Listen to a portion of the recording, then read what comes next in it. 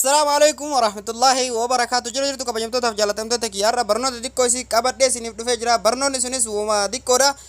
itti fayyadamtanii akkata TikTok irraa video itti gabbuufne osoo mallattoon TikTok yookaan maqaa namaa irratti hin bahin akkasumas yookiin abbichi sun hidhatee gannu buudides wajjin ilaallaa na hordofaa isiniin jira TikTok keessa gasseena fakkeenyaaf amma video kana gadi qabna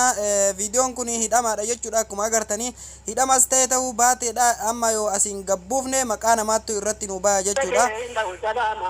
amma fakkeenyaaf kana yoo gadi buufne maqaan abbicha kana itti nu baya waan ta'eef bakka mallattoo share ta'etu tana dhoyina linki tana copy goone keessa baana jettu TikTok keessa erga baane booda linki tana fuunee sageessina Google keessa finna haaluma kanaan hordoftoota kiyyaawwan dura waan itti barreesseef achumarratti sarsittanii ayidi bakka kana irratti akkatti ni barreessitanii jechuun isinii mul'ata jedhetanii yaada video download TikTok jettanii erga barreessitanii booda mallattoon akka linki tun hedduutu isinii baay'atama wala irratti tanarratti gadhee isin mul'isa al tokkoof bakka qubee taatan irratti gadhooftanii hordofa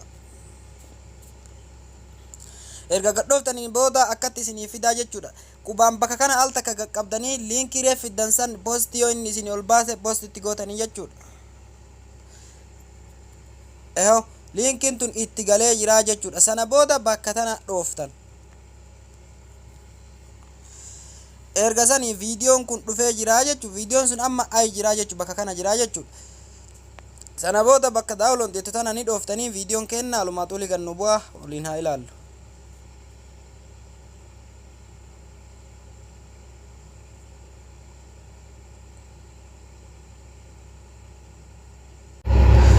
hordoftoota kabajamtoota kiyya videoon suni gadi bu'ee jira jechuudha mallattoo raayidii tanaan agartanii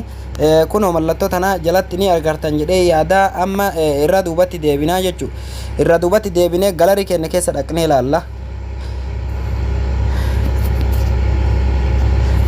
videoon suni kunooti jechuudha video san yoo irratti gadhoofne mallattoon TikTok maqaa abbicha video kana gadhiise irra hin jiru jechuudha